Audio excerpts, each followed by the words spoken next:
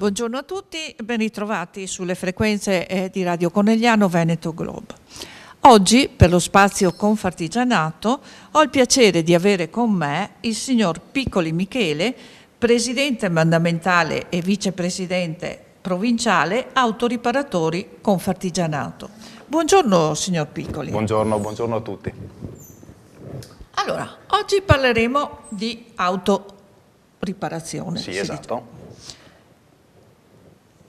E allora, cominciamo subito. Che cosa significa essere autoriparatori oggi nell'era delle auto super tecnologiche? Allora, cosa significa? È una risposta anche complicata, come lo è complicato il nostro mestiere. Soprattutto negli ultimi 20 anni il nostro lavoro si è complicato. Pensiamo alle macchine, una volta con un cacciavite e un martello magari si tornava a casa. Adesso se non si hanno computer e se non si sa dove mettere le mani, soprattutto la macchina non va neanche in moto. Calcoli che in una vettura normale, una media vettura, ci sono dalle 10 alle 70 centraline circa. E noi autoriparatori dobbiamo sapere metterci le mani su tutte queste cose qui, senza contare che dopo bisogna sistemare anche i freni, il motore e tutto quanto, la parte meccanica della cosa. Vecchio e il nuovo. Esatto, sì, c'è il vecchio e il nuovo, ma anche sul nuovo c'è una parte del vecchio, perché il motore comunque è fatto sempre dalla stessa maniera, con i pistoni, con le valvole, e la macchina ha comunque sempre le ruote e i freni. Questa è la macchina di oggi, solo che è integrata da molta elettronica, alla quale noi dobbiamo essere pronti a metterci le mani. Non per questo siamo soggetti sempre a corsi di aggiornamento, informazioni prese di qua e di là per mantenere vive le nostre aziende, insomma. E adesso appunto che ci sono le macchine ibride elettriche, presumo che il vostro mestiere è diventato ancora più difficile. Sì, senz'altro. Sono in aumento queste macchine ibride elettriche? Allora, a livello... sì, sono in aumento. Diciamo che in Italia si sente ancora poco perché probabilmente o per il costo o per cosa questo settore è ancora poco in evoluzione. Calcoliamo che adesso siamo circa al 2% del circolante italiano. 2%? Sì. E è vero, ho sentito parlare, non so se dico una stupidaggine, che se io ho una macchina normale posso trasformarla anche col motore normale, posso trasformarla in macchina elettrica? Allora sì, motore normale come lo dice lei, si dicono i motori a scoppio, motori benzina, diesel, a gas, è giusto, lei non... ci sta anche il motore normale, si dice endotermico in un termine tecnico. Allora sì, adesso si può trasformare la propria macchina, se si ha una macchina datata magari e si vuole dire adesso io contribuisco all'inquinamento, al coso, la rivaluto eccetera, si può montare motore, si toglie il motore endotermico, benzina, diesel, gas, metano, quello che è, e ci si applica un motore elettrico. Tra l'altro, questo è un fiore all'occhiello della Confartigianato della provincia di Treviso, è stato proprio la Confartigianato di Treviso a redare il documento con cui si può andare alla motorizzazione e dire io voglio cambiare questa macchina in elettrica. È già fattibile questo oppure è futuro ancora? Allora, qualcuno lo ha già fatto, sono sincero, però diciamo che non è proprio 10 minuti di lavoro e si toglie il motore e si mette sull'altro. È in fase di lavorazione, ci sono ancora, anche perché ancora hanno costi un po' proibitivi. Stiamo cercando le collaborazioni dalle varie aziende per poter rendere accessibile a tutte le tasche questa trasformazione. Ma quindi è possibile su qualsiasi macchina? Sì. Che piccola, grande? Esatto, sì. Qualsiasi macchina? Sì. Ma una curiosità che forse in molti abbiamo. Una macchina elettrica, che autonomia ha? Perché qua non ci sono i distributori di energia come quelli di benzina. No, però anche questo è un fatto tanto psicologico. Mediamente una macchina qualsiasi percorre giornalmente 50, 60, 70 km. Una macchina elettrica ha un'autonomia normalmente di 150-200 km. Dunque pensare che non mi muovo, non prendo la macchina elettrica perché se devo fare un viaggio o se devo muovermi, non ho la pompa di carburante, diciamo, chiamiamola così, è un po' una leggenda metropolitana, perché normalmente per il percorso che facciamo io posso andare e ricaricarla a casa tranquillamente con la mia rete elettrica. Ma la rete elettrica supporta, quella normale che tutti hanno a casa, supporta questo? Sì. Ah, sì. E bisognerà fare però un impianto, un qualcosa? Ma guardi, io non mi sembra che ci sia a fare niente. Anche le macchine elettriche che vengono date, che forniscono nuovi concessionari, hanno la loro presa da poter attaccare alla parete e comunque a una spina normale, insomma. O comunque i loro adattatori per attaccarsi.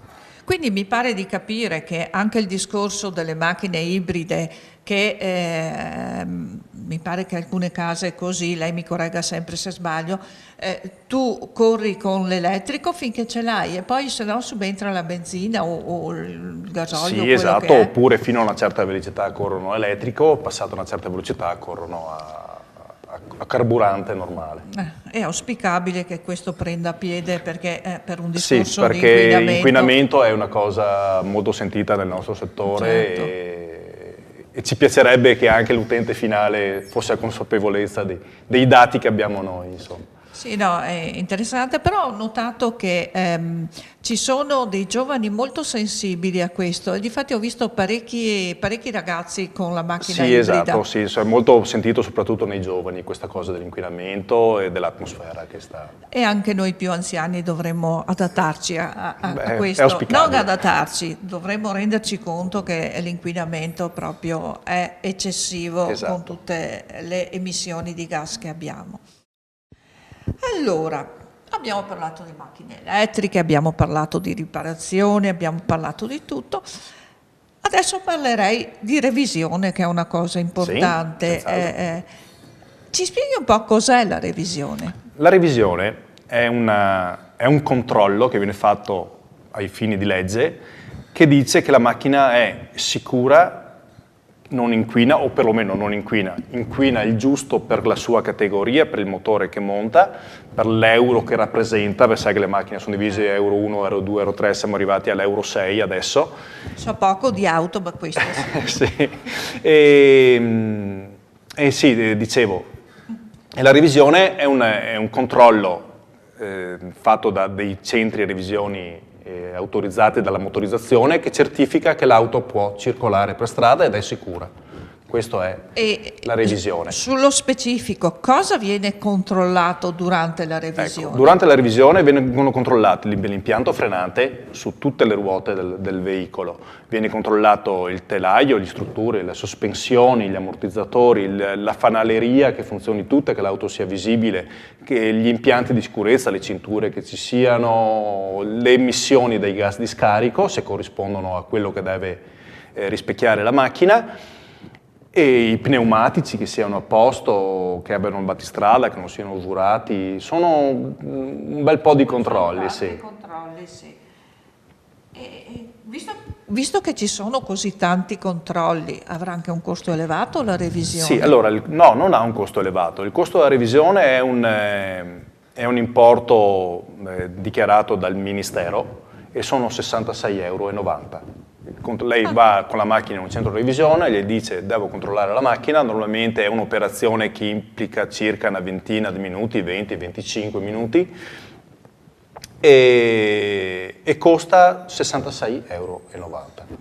Pensavo costasse molto, molto di più. No, non costa tantissimo, costa forse un po' di più tenere efficiente la macchina. Questo sì, però se si ha una particolare attenzione alla propria vettura, come ce ne sono tanti che hanno l'accuratezza di controllare l'olio, di controllare la pressione, di portarla periodicamente nelle nostre officine o comunque in qualche officina o concessionario a far controllare la macchina, diciamo che in un anno non sono proprio tantissimi. E come funziona, qual è l'età dell'auto in cui ha bisogno di revisione? Come funziona? Come funziona?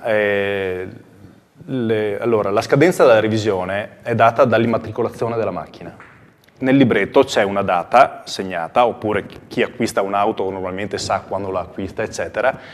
Da quando la acquista nuova di prima immatricolazione sono 4 anni. La scadenza è data dal mese di immatricolazione, si ha tempo tutto il mese per andare a revisione. Successivamente ogni 2 anni, un anno sì, un anno no, dopo la prima revisione. Quindi tenuta bene sempre con la sotto scadenza controllo. del mese in cui è stata fatta la revisione. Benissimo. Adesso parliamo di tocchiamo un altro tasto doloroso, perché alle volte si vedono in giro anche qua da noi delle auto che non mi sembrano proprio che abbiano una buona manutenzione. Sì. Quindi ci consigli un po' cosa dobbiamo fare per Allora, tenere bene la nostra auto e quali sono appunto le manutenzioni importanti, ricorrenti? Ecco, diciamo che non è un consiglio che devo dare, ma dovrebbe essere proprio è proprio un obbligo di legge tenere manutentata la macchina. La legge dice che tu, se hai un sentore che la macchina non vada, devi recararti da qualcuno che la metta a posto, o comunque o metterla a posto anche tu se ne sei in grado. E i controlli comunque sono sempre quelli, l'olio, perché un buon olio comunque fa girare bene il motore, fa un motore che gira bene, meno inquinamento, queste cose qua, pneumatici, freni, fanaleria, queste le cose e controllare sempre che non ci sia qualche spia accesa, perché a volte capita, si corre, si accende la spia, ma la macchina funziona lo stesso, proseguo. No, ogni spia che si accende siamo noi donne. No, non siete solo voi donne, mi creda. Chiunque corre in macchina, si è accesa la spia ma la macchina va lo stesso, vado. E invece no, ogni spia che si accende è un campanello di allarme, c'è qualcosa che non va nella macchina.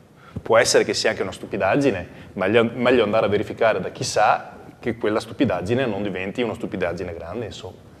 A proposito di gomme, adesso so che tempo fa c'è stato il cambio. Sì. Ci dica come va il cambio delle gomme siamo invernali, giusti. estive? Esatto, si cambiano, c'è usanza a avere dispositivi invernali nel periodo invernale che va dal 15 di aprile dal 15 novembre al 15 di aprile il periodo invernale, con la possibilità di cambiarle un mese prima, quindi dal 15 di ottobre, in modo da non intasare noi riparatori di non trovarci tutto il 15 novembre con la coda fuori che deve cambiare le gomme, e dal 15 di aprile al 15 di maggio per rimettere eventualmente quelle estive. È molto importante questa cosa, perché il pneumatico è l'unico strumento di contatto della macchina con l'asfalto. Calcoli che la superficie di contatto per ogni pneumatico è circa pari a una cartolina.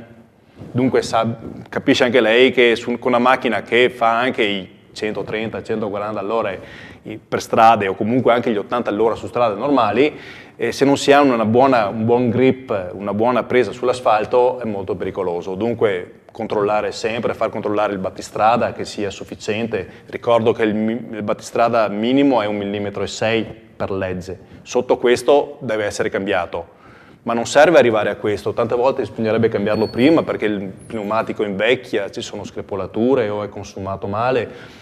La pressione, perché la pressione è importante perché deve supportare il peso della macchina, senza contare che la pressione adeguata fa meno attrito volvente, dunque meno inquinamento, meno consumo di carburante e molti vantaggi solo per l'autista finale. Un'altra cosa a proposito di gomme, per esempio nella mia auto mi hanno messo delle gomme che mi hanno detto è sia estivo che invernale. È vero questo? Sì, ci sono le famose gomme 4 stagioni. Sono un buon compromesso per la circolazione sia in estate che in inverno. Non le consiglio alle persone che fanno tantissima strada, perché come dico sono un compromesso, dunque la signora che gli serve la macchina per andare al supermercato o a farsi il giretto in centro ogni tanto con le amiche ci sta. Non lo consiglio alle persone che fanno tanta strada. Io faccio sempre questo paragone con i miei clienti. Le 4 stagioni è come avere le spadrillas con il carro armato sotto. Avranno anche il carro armato sotto, però d'inverno non le porterai mai, insomma. Ho capito. E in effetti, però volevo capire, è importante quello che lei ci ha detto, appunto, io non faccio moltissima strada, quindi possono andare bene. Sì, ecco, sono ammesse comunque dalla legge, sì. Sì, me le hanno consigliate appunto perché non facendo molta strada, ma volevo sentirlo dire anche da lei, perché magari qualcuno viene consigliato, invece magari fa tanta strada. E io direi che siamo arrivati al riepilogo, perché lei ci ha detto tante cose interessanti, però a sto punto ce le vuole elencare i 5 punti importanti per far star bene la nostra auto e per non inquinare di più del necessario? Allora, E per essere sicuri sulla strada? Sì, certo. Beh, allora, i 5 punti principali per la manutenzione dell'auto è sempre controllare, abbiamo il cruscotto davanti che ci indica se c'è qualche spia o no. Fare controllare molto periodicamente, comunque, non so, perlomeno 3-4 volte all'anno la pressione dei pneumatici, controllare che stato sono e magari fare una visita in un'autofficina di un'autoriparazione per vedere che sia tutto a posto, il livello dell'olio, la qualità dell'olio che è dentro, come è preso, che non sia vecchio, eccetera. Non serve tanto, basta un appuntamento magari all'anno in un'officina. Benissimo, visto che il nostro regista ci dà segnali di chiusura, a sto punto noi salutiamo, io saluto lei, signor Piccoli, saluto i nostri ascoltatori e magari ci ritroviamo più avanti, ci racconterà le novità. Sempre a disposizione per illustrare il nostro lavoro. Ancora una buona giornata e tanti saluti a tutti. Grazie.